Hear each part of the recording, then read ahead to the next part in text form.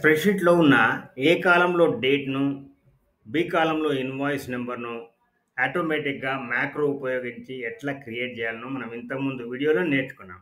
ఆ వీడియోలు నా ఛానెల్‌లో ఉన్నాయి. మళ్ళీ చూసుకోవచ్చు రెఫరెన్స్ కోసానికి.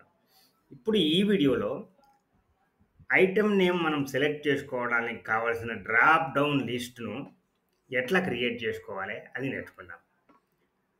మ్యాక్రోను ఉపయోగించి ఫస్టు ఈ రికార్డ్ మ్యాక్రో బటన్‌ని క్లిక్ చేద్దాం. ఇప్పుడు పేరొచ్చింది గదా! ఆ పేరు ఏం పెట్టుకుందాము? Drop down list. Drop down list. Drop down list అని పెట్టుకుందాం. పెట్టుకున్నాం గదా! ఓకే క్లిక్ చేద్దాం. ఇప్పుడు రికార్డింగ్ స్టార్ట్ అయింది. ఫస్ట్ ఈ సెల్‌లోకి వెళ్ళిపోదాం మనం. తర్వాత డేటా కమాండ్ ట్యాబ్‌ని క్లిక్ చేద్దాం. రిబ్బన్‌లో డేటా వాలిడేషన్‌ని క్లిక్ చేద్దాం. మళ్ళీ ఇక్కడ ఎనీ వాల్యూ అని వచ్చింది. ఆ ఎనీ వాల్యూ కాకుండా లిస్ట్ అని పెట్టుకుందాం. మనకు లిస్ట్ కావాలి కదా! మరి ఈ లిస్ట్ ఏంటిది? ఎక్కడనది? కామా సెపరేటెడ్‌గా మనము టైప్ చేయొచ్చు. అది చాలా కష్టం కాబట్టి మనం ఏం చేస్తాం? ఒక రేంజ్ ఇస్తాం.